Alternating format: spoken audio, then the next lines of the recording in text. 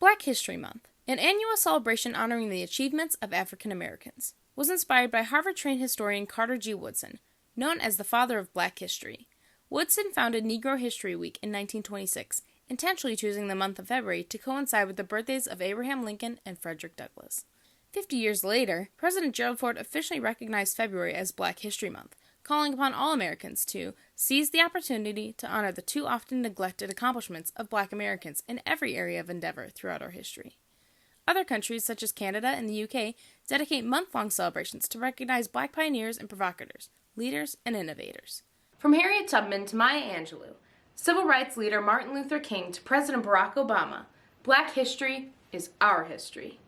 It is our ongoing struggles and our soaring achievements as a community, a country, and a culture.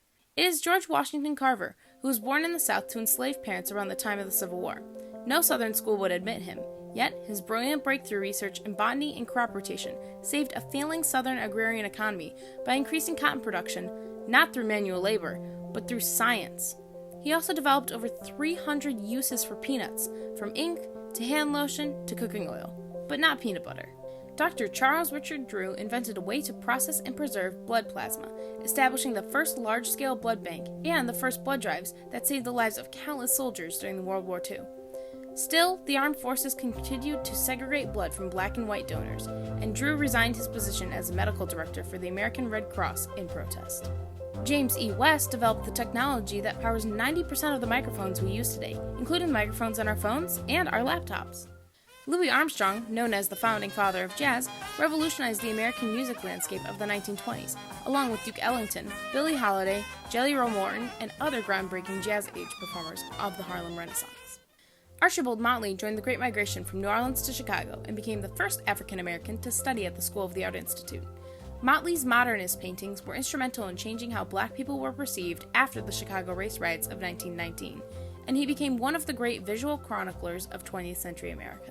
If you've flown in or out of O'Hare Airport, then you've crossed Bessie Coleman Drive, named after the first female African-American pilot, the first African-American pilot to receive a license, and the first American woman to receive an international pilot's license.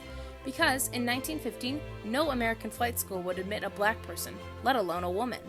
So brave Bessie taught herself French, moved to Paris, and learned to fly.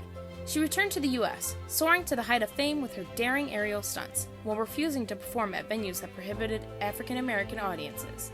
She even started her own flight school. Once, when a reporter asked Coleman how she achieved her success, she responded, "I refuse to take no for an answer." Katherine Johnson was a brilliant mathematician whose calculations of orbital mechanics were the key to sending astronauts to the moon and back. Yet, she was denied a key to the bathroom because it was a whites only. Katherine was a pioneer in every sense of the word.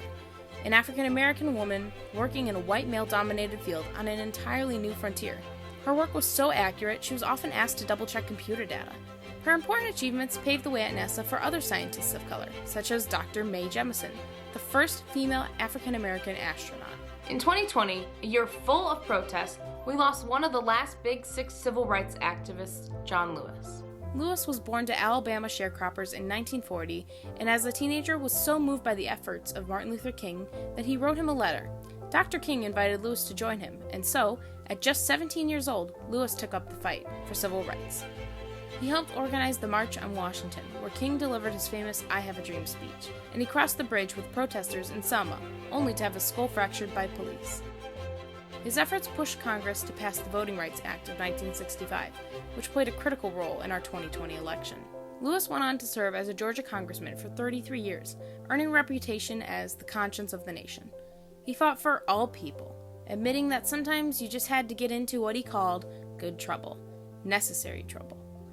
He died this past July at age 80 from pancreatic cancer, the only battle he couldn't win. President Obama eulogized him as a founding father of that fuller, fairer, better America.